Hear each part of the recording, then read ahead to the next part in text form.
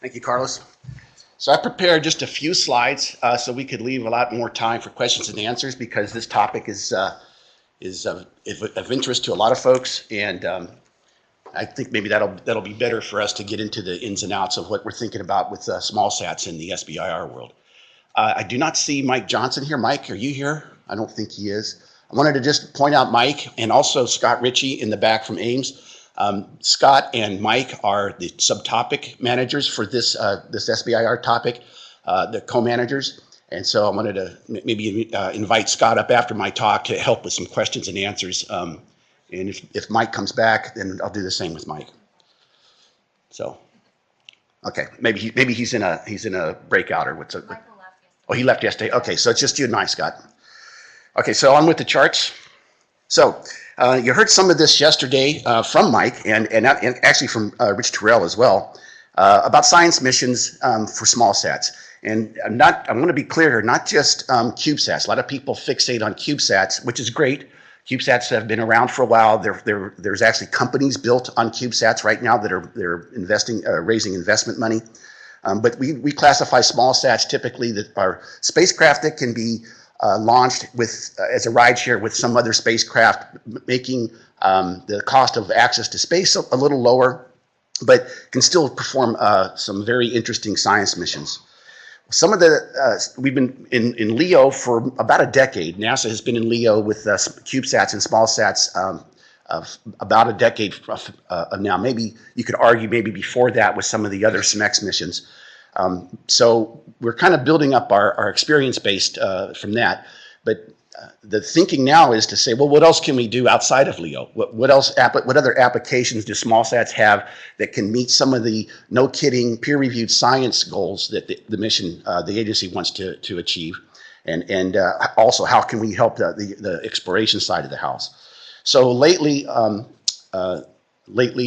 recently, a lot of talk has been going around or coming from around swarms of sensors or multiple measurements in a phenomena, using a lot of different spacecraft or swarms working together as a large suite of instruments, but acting, collaborating and working together to achieve a science mission.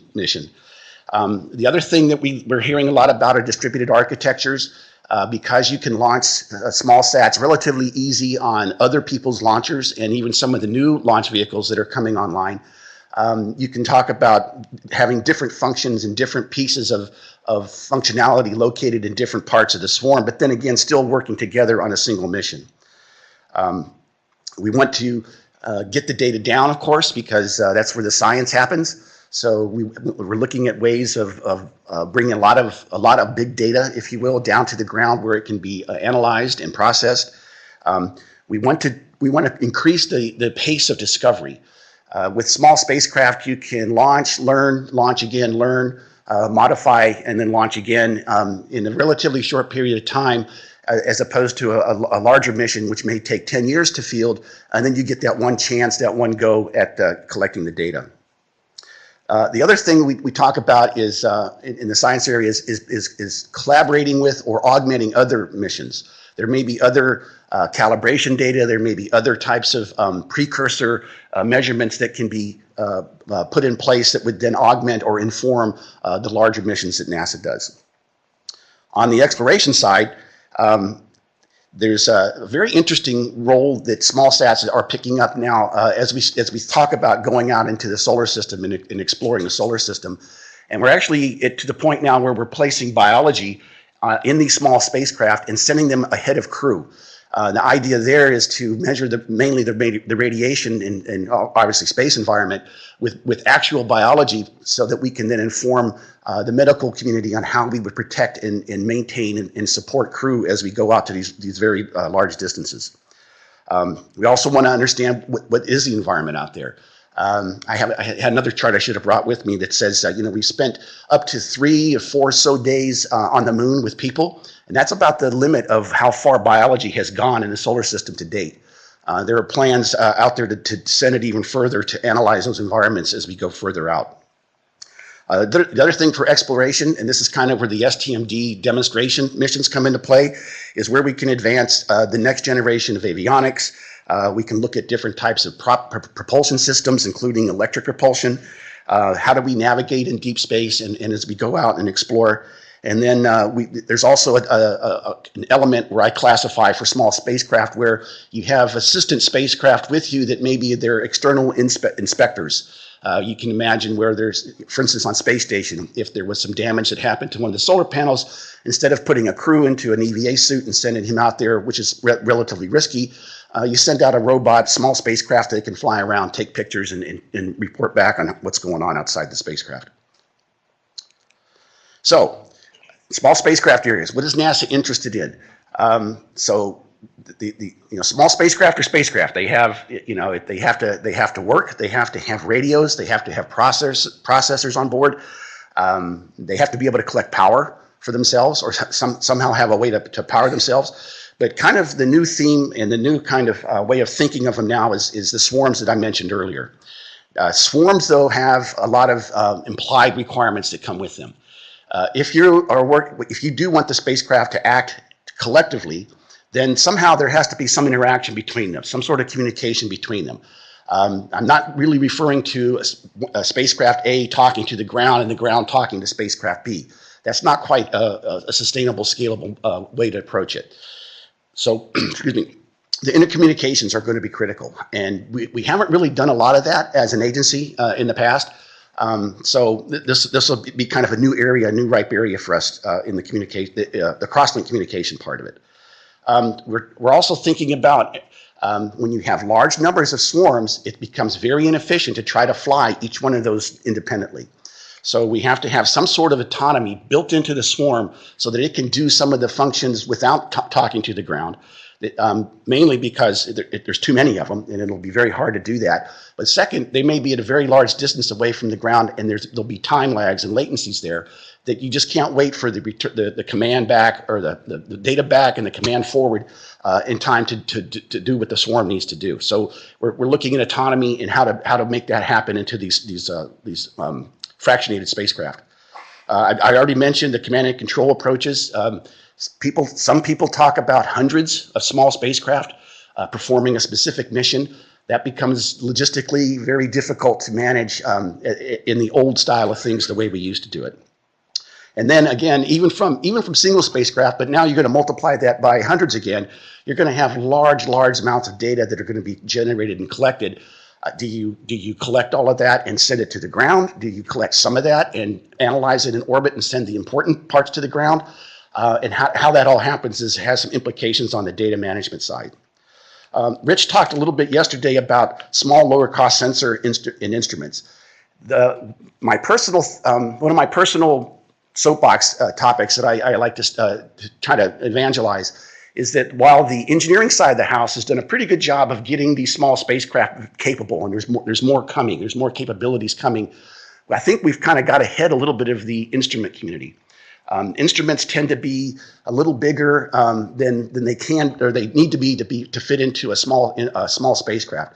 I think when that starts to catch hold, we're going to see yet another revolution potentially in the small spacecraft area, because now we have, no kidding, peer-reviewed instruments with calibration data and all the good stuff that comes with that people can propose to go do missions for NASA. So I think there's some area to push on in that area.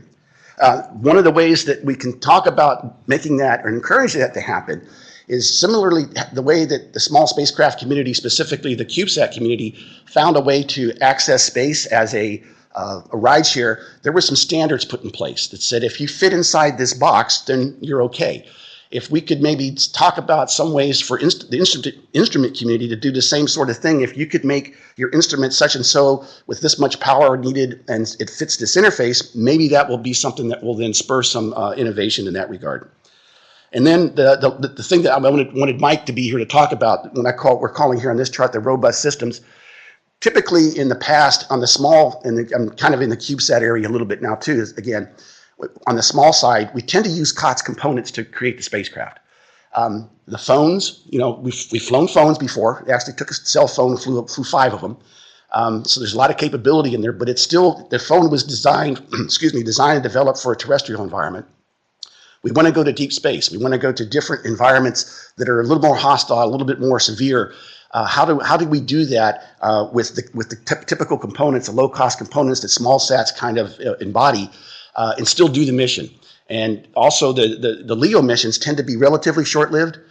We have to be able to stay alive for a longer period of time. So there's a lot of thinking and work being done now on how do we make that next step from the nice, easily accessible but inexpensive components and COTS parts that we use. How do we extend those out into deep space environments? So small business and small spacecraft. I will say that in the majority, the small spacecraft kind of industry base that has now arisen out of about 10 to 15 years of working in this area is dominated by a small business community. There's a lot of startups in this area. There's a lot of small businesses here. There's some small businesses that are now getting big because they've been at it long enough. So I think it's a very, very good match for a lot of reasons. The small spacecraft, I want to switch to the cultural part of the whole equation. Small spacecraft also represent a way to do it differently. I think Mike was talking about this yesterday. We don't have to do a small version of what we do big spacecraft. We can do things agile. We can do things more efficient. We can figure out, we can adopt more innovative ways of approaching things like risk and test and mass production of spacecraft, which we don't really do in NASA. So it's very kind of an exciting area to open up a lot of different ways to think about doing this. I like to tell a story that when the PhoneSat team was working on packaging a phone as a spacecraft, I was part of the program then in funding that activity, and I'd go over and meet with the guys, and it was really, the meetings were not really hardware oriented. They were looking at it like it was software. They were running it as a iterative spiral type of development process, as a bunch of software, and the hardware was in the picture, of course, because you need hardware, but it's not the way we would normally have done a larger mission with another payload. So I thought that was very interesting. I mentioned also that I just already mentioned that this program, SBIR, STTR, have been hugely impactful in bringing this all forward for the nation. I've got a chart later on that counts up some of the different numbers of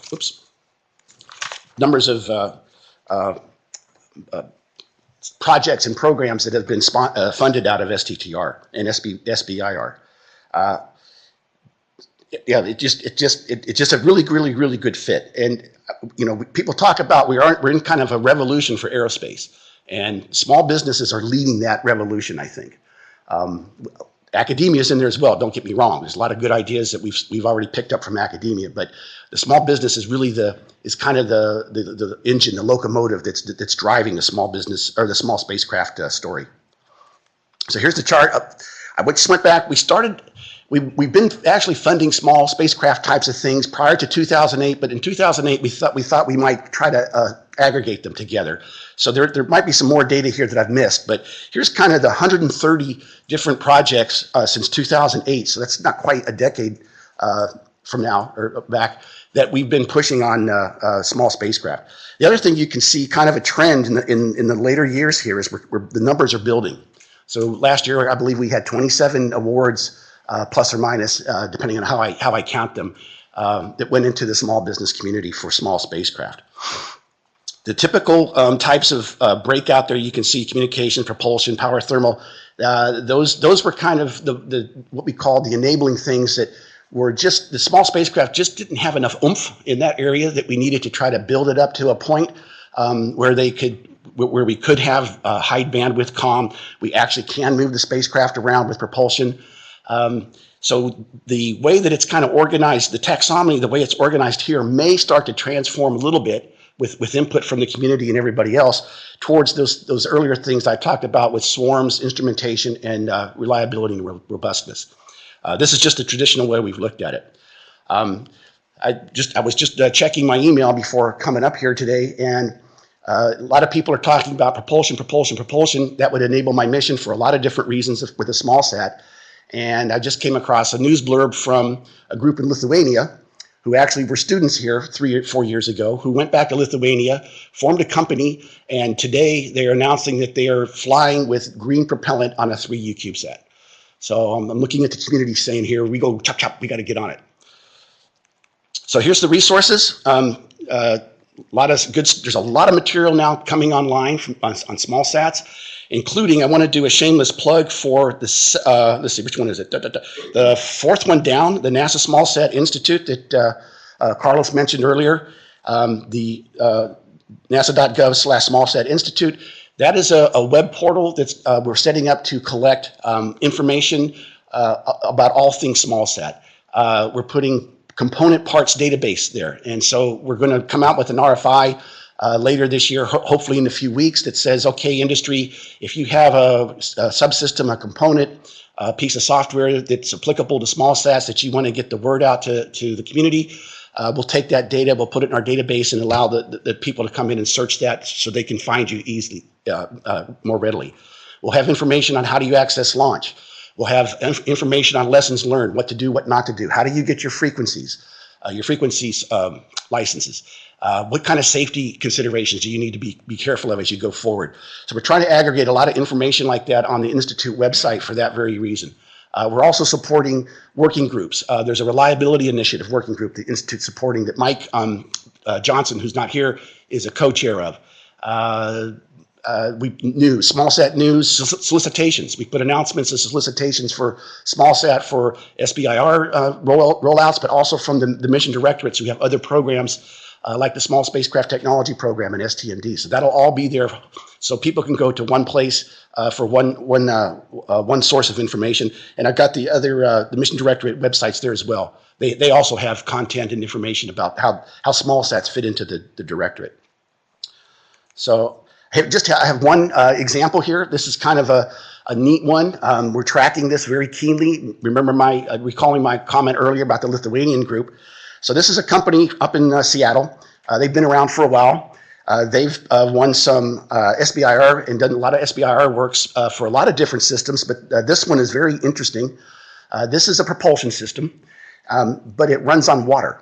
So we have a lot of concerns and issues about safety and how to handle things. This system actually hydrolyzes water with solar power from the solar cells, from electric power from the solar cells, breaks it into oxygen and hydrogen, and then when needed, recombines the two back together to act as to create a hot gas that then propulses the spacecraft around. Very ingenious, very simple. I consider this kind of something what I call CubeSat style. Innovative. This is not the way this is not the old way we would do something like that. The old way would have a very toxic monopropellant probably that has high temperatures and a lot of nasties that go with it. So I just point out this is kind of the really goodness that comes from blending these two kinds of concepts with small business and small spacecraft. And I think that's the last slide I have. I want to invite Scott up to help with answering questions if that's okay. And I don't know how much time we have left. A lot? Okay, maybe I'll give some back as we go forward. Okay. Questions? Thanks. I know there's questions. Okay. Sorry. Hi. I want to address the chart that you showed with all those columns and all those categories of all the things that are done on small sats. One thing that's missing on that column is instruments. Yes. And one thing that disturbs me a little bit is that the columns aren't condensing. What we'd like to see is, and it's time for instruments on small sats and CubeSats. And what we'd like to see, though, is bringing back something that was done quite a number of years ago, the concept of a science craft, where you build an instrument and you build all the other stuff around it, well integrated. With a lot of work that's done on systems on a chip, a lot of work that's done on 3D printing, where you can get thermal connected with structures. We want to start integrating these things so we can make the best out of the small environments that we have in these CubeSats. Excellent. So we had one concept. Let me just throw this out for old history. We had one concept some years ago on a similar vein where we thought we could build a generic spacecraft, and then when a technology that's being developed, for instance, at either the instrument level or at the subsystem level from the Small Business Research Program, SBIR program, we have a way to actually go get flight heritage on it. Because in the NASA system, if you're not really real until you fly, and so but how do you become real? You have to fly. It's kind of a circular argument. The other concept I heard, which that resonates with this, is we have the ability now, and I see the military guys look at this, is you have the instrument is really the bulk of the spacecraft, and you take CubeSat components around it, and just kind of make them, and it wouldn't look like a CubeSat, but all the functionality is there someplace. That's a very interesting concept. Yeah, you wanna? It's also access to space. Yeah. Ready to stand up here.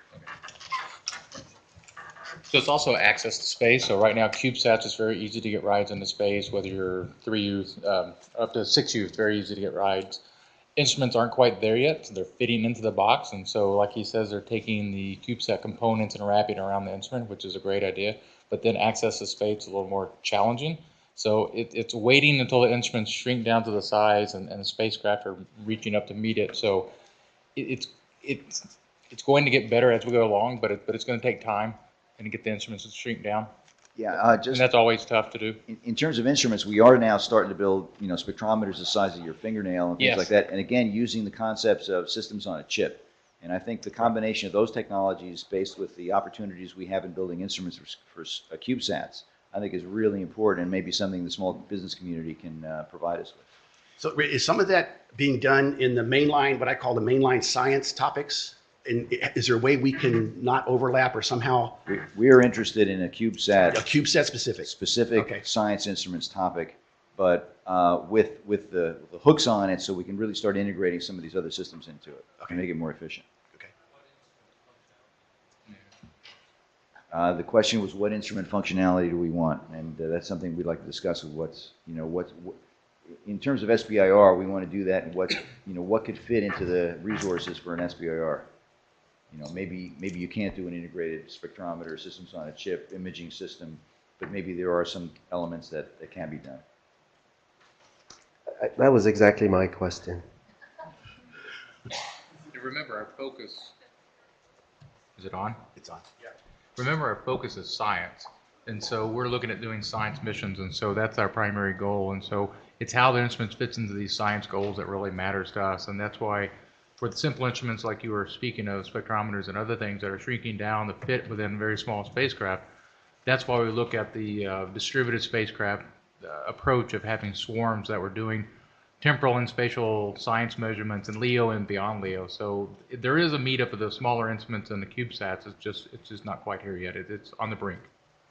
I have a story I'd like to tell, urban legend of, let me stand here, of a very well-known, respected scientist at Goddard, the world's expert, I think, in either neutron spectrometer or magnetometer or something like that. And they were getting ready to put this package on Laddie, which was a small spacecraft, but a rather big one.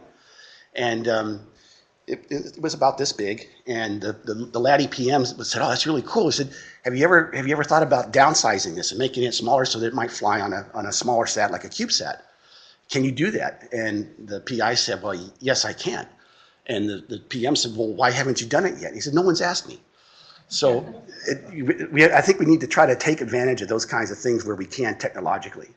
So that's why I carried the instrument as one of the suggested topics this year in the middle. Instruments or instrument interfaces or accommodations, something along those lines, as one of the potential areas. Just a comment to add on the instrument topic. It seems to me that certainly when you want to build small instrument, a system on a chip, it's a key technology that you have to pursue. But there's another component that adds that is needed when you talk about instruments that needs to be integrated and talk to other instruments. So when you talk about swarm, you want to have a platform of communication. So standardize the way these instruments are integrated in your system. Otherwise, it's very hard for companies to produce something which is absolutely compatible.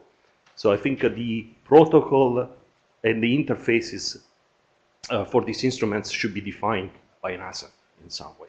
Yeah, do that. So here at NASA, I'm also the Mission Design Center Division Chief. And I'm also a spaceflight project manager. And so what we're driving to on what we do in the Mission Design Center, but also on my projects, are just that, a common interface of their instruments, because I don't want to have to customize my spacecraft to your instrument. I'm sorry, I don't want to do that, and I don't want you to do it to me either. And so we're looking at it, it's simple, normal, conventional protocols. There's no reason to invent the wheel here. There's plenty out there. So I2C, things like that are very common. So we're going down that path of not trying to be special, especially with the CubeSats. We don't want to be special. We want to have COTS hardware. We don't have COTS instruments. And so we are going that way, and I push that every time I can, because that's the only way we're going to make it easier for all of us.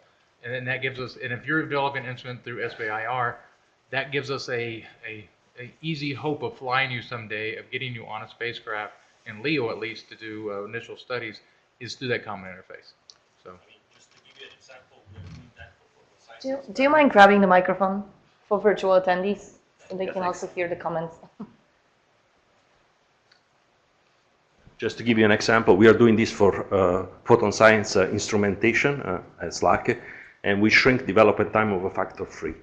Yeah. Just using standard Right. interfaces and communication protocol among the various components of the detectors. And the other way I'm pushing on this topic is, so I want to use a COTS bus. So I want to have a COTS processor.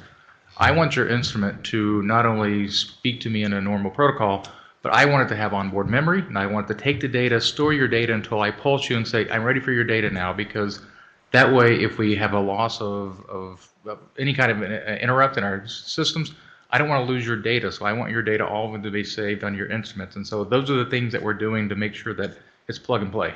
That's why you need system on chip. Yes. Yes, Do you have any exactly. preference between communication protocols between CubeSats? Go ahead. Okay. So we're looking at that right now. There's no identified best way of doing it yet, but you could do it 100 different ways. The issue is we want this dynamic communication protocol to be dynamic. And so if a spacecraft falls out of the swarm, if it dies or whatever happens to it, we want the swarm to recognize that and take actions as an entity to either move in spatial, in space to fulfill the measurement requirements, or to just exclude that spacecraft but know it's there, but not interface or not communicate with it.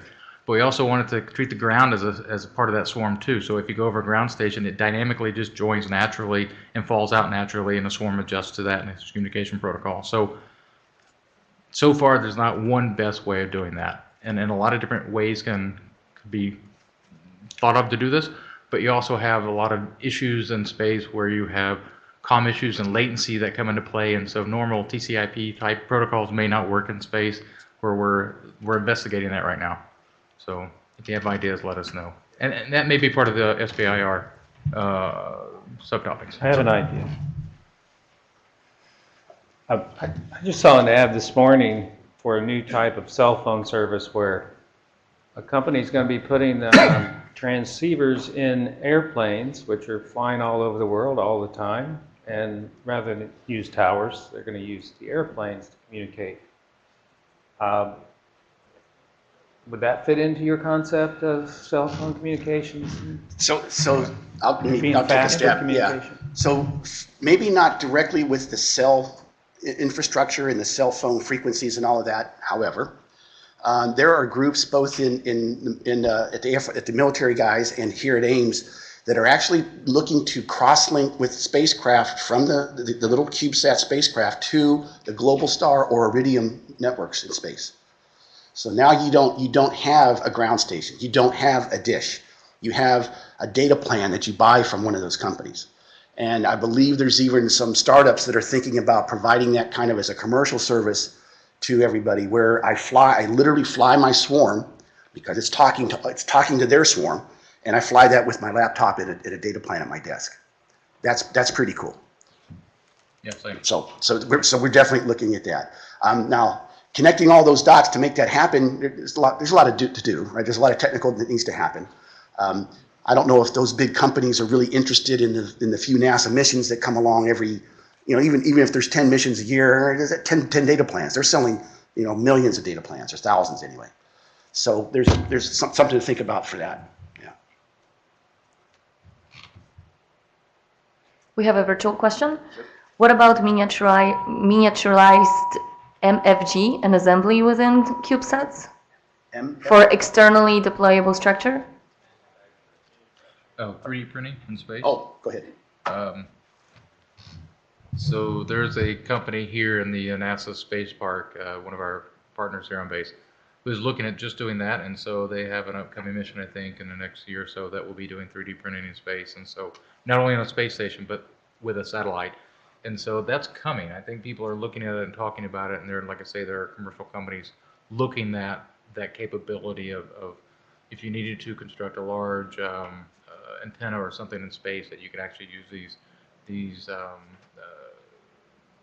satellites as little robots and to print out these structures. So that's being considered. Yeah, the other thing I can add to that too is there's in the sister program, the Small Spacecraft Technology Program, again within STMD, there's a mission coming up this fall. It's getting ready to launch that actually takes 2 3U CubeSats and docks them together. Now that may not sound, too terribly interesting unless you consider saying, well, if I can do it with 2, I can do it with N. I can do it with 50. I can take, it's kind of like, space station was not built in a day, and it's the biggest structure in space, but it was assembled. We with these small spacecraft, we can think about doing the same sorts of thing, either in LEO or even, further out from there, because we now have the technologies to start printing, assembling, docking, aggregating things to make bigger things out of smaller things. And I think that's exciting as well. And the other thing I should mention, tickled by that question, is this is really something I want the community to kind of consider. NASA typically builds 1 or 2 with maybe a test article. We're talking about swarms of hundreds. How is that going to happen? How do you mass produce those that they work, they're reliable, they work, and they don't cost they don't cost $10 million a copy. Otherwise, we've missed the boat. We've lost the magic of that whole concept. Let me add on to that one thing. So the mass production is really important when it comes to the instruments we were speaking of, because most space instruments are hand-built custom instruments, and they're very delicate, and we take great care of them. And we build a handful for the mission and spares and so forth. But for this, we're talking hundreds. And how do we mass produce those instruments, make them low cost and make them rugged so they can be mass calibrated or whatever type of instrument it is, so that those kind of things can be done with these instruments in these swarms where the manufacturing, not only the spacecraft, but the instruments can be really critical. So. One more question from the virtual participant. What types of sensors are you interested in for CubeSats? So the easy answer is all. We'd like to. So one of my colleagues at headquarters talks about the use for small sats and CubeSats, the 3Ds: demonstration, do it the first time and see if it works. Displacement, do it instead of the other thing, which is sometimes not quite as easy to do when you talk about apertures of telescopes and stuff. And then disaggregation, where you instead of having one big spacecraft in the A train, for instance, you can break those up, similar to what the Planet guys are doing with all their CubeSats. So there's a lot of different elements on that can address that part of it. And I lost my thread. Where was I going? You repeat the question real quick. Sure. What type of I'm sorry. Okay, so sensors? not being flippant on it. So the large optical sensors are obviously a problem for small sats because of their size. But there's a lot of different ways you can talk about doing that kind of measurement. They're very, I would say, if you do interferometry with 2 different optical sensors that are smaller that you can then combine, that's tricky. It's hard to do, but it's kind of the holy grail out there for large imaging things. But there are technologies I'm reading about, different ways of the chips and the cameras and stuff that people are building that can get the efficiencies up, you could still be able to do maybe 80% of the mission. But for right now, I think for the swarms, we're talking about primarily the sensors, physical sensors, magnetometers. Yeah. What's the other one I'm thinking of? The plasma sensors, the things that the heliophysics guys would tend to be interested in. Those we think we can do because they are rather small. They can be reduced and they can be calibrated to science standards. The heliophysics groups, the groups that study the plasma and the magnetosphere, the sun, and all that good stuff. I have a question regarding life cycle management. What are you, I don't know if it's you who should do that, but who is ensuring that the orbiting and controlling pollution is center, front, and both ends of this whole small spacecraft technology? So this is the orbital debris question, yeah? Yeah, okay. So there's more and more visibility on that issue, that we want to be good citizens and we want to, do our mission and then get out of the way and not cause harm to anybody else. There's some talk, I think, about changing or modifying or putting more teeth into the 25-year.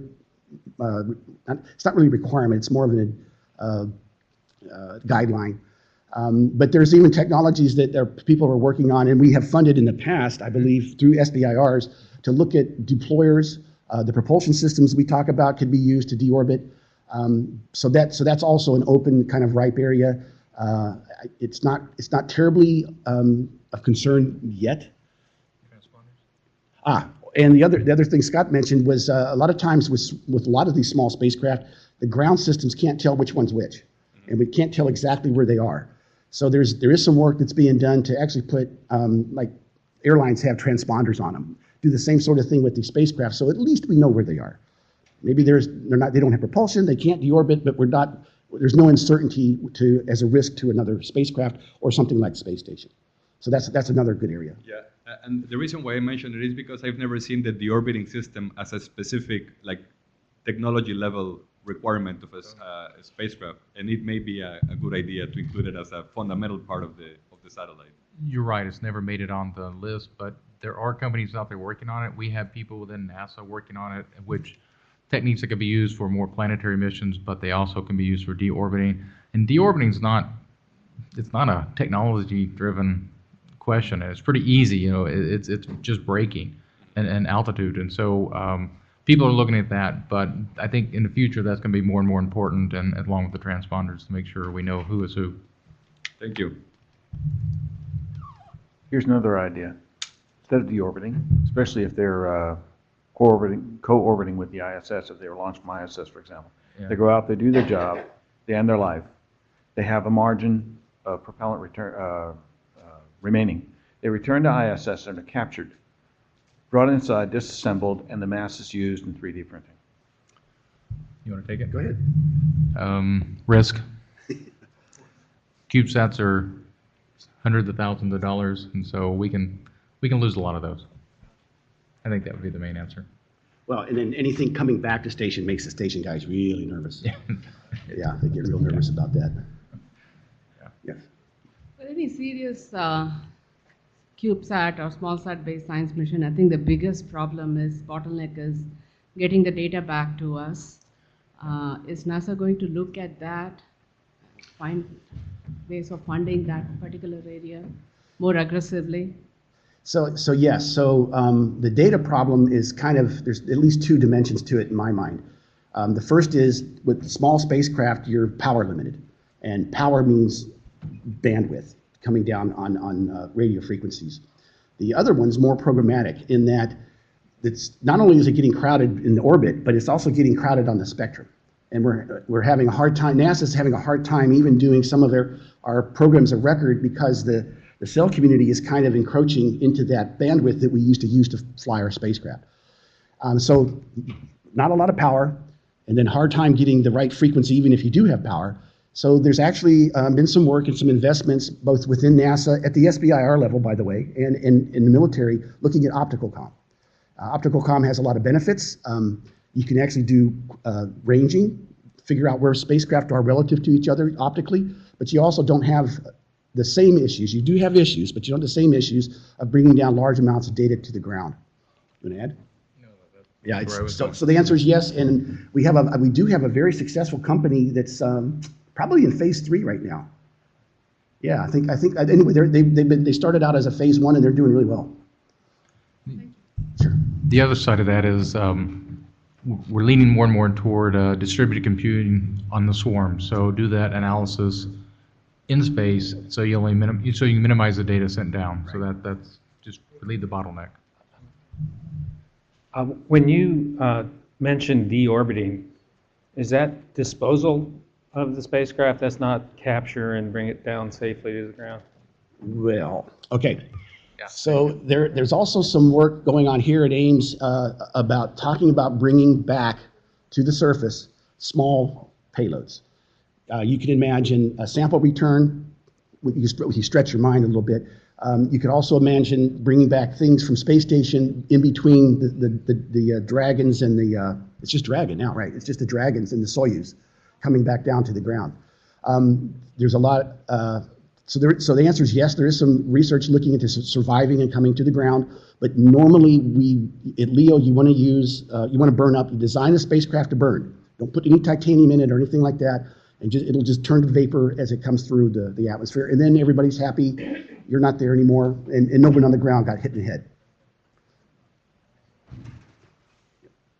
So back on the data question, you mentioned that there was a company that was being successful. Was that in optical comm? And could you give some more details about what optical comm might, services might be available coming up on the horizon? So I think there's some companies, at least one company working on the space part of the space head or the laser head part of it, which would be the space-based transmission part.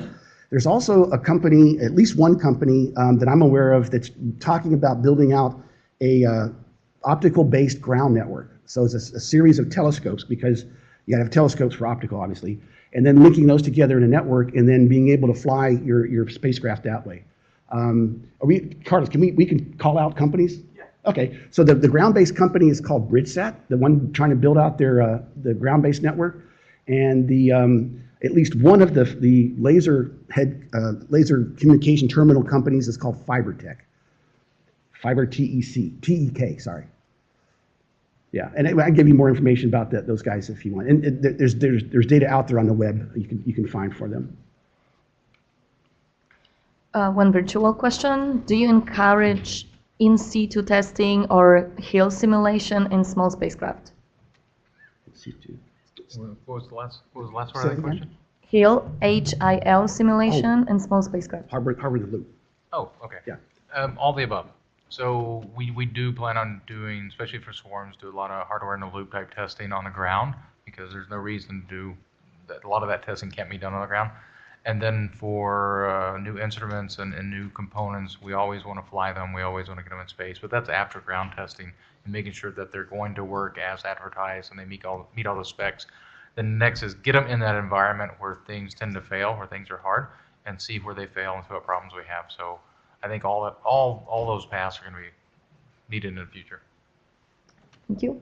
We have 4 more minutes. I'm going to ask one more virtual question. Okay. Is anyone thinking of small spacecraft swarms as transformers, which can assemble, spread out on demand? So we look at science, and so most of the scientists want to make spatial temporal measurements of large regions, and so the focus we're looking at now is they would be separated by kilometer ranges or tens of kilometers or more even. It depends on how the mission goes. There are other people at NASA looking at assembly. So I think Langley's looking at assembly in space. And so there's no reason, though, the swarm couldn't be designed to do that and to come apart. And they will need to do that to react to debris if they're in LEO, to act to a certain debris if it's orbital debris. They will need to know that that's coming, move their configuration, and then go back after it passes just for safety. So yeah, it just depends on your focus. I should point out just another thing I didn't say in my talk, but there's a similar kind of push that we're seeing now with dedicated small launch vehicles. There was a demonstration, I think, 3 weeks ago of the guys from New Zealand, and there's others where that came from. So in addition to being the rideshare where you get a relatively cheap, easy lift to a certain orbit, there's the ability to actually do accurate insertion to a specific orbit at a specific time with a specific small sat or set of small sats is, I think, rapidly approaching. And I know some of those companies actually benefited from the Small Business Research Program, but also some of the other STMD programs. So we're finally getting to the point where we can talk about building out constellations and swarms without having to beg for rides from the larger launch vehicles. In the beginning, you mentioned phone sats and how you'd like to go deeper into space where it's more hostile. Would you? Does that mean you're interested in radiation hardening or maybe encapsulating the cell phone in some protective? Yeah, I mean, it's a general I was question. going to say, so not really, I didn't really mean to imply that we're going to send cell phones to Mars. We might, I don't know, but that's not what's, but the answer is yes, though. The radiation hardness, also how things are packaged, also how's the software constructed? How does the flight software deal with an interrupt or a signal event upset or a latch or something? Can we, reprogram an FPGA on the fly to get around that part of the FPGA that got damaged? How do we test? This kind of question it has a lot of different facets to it.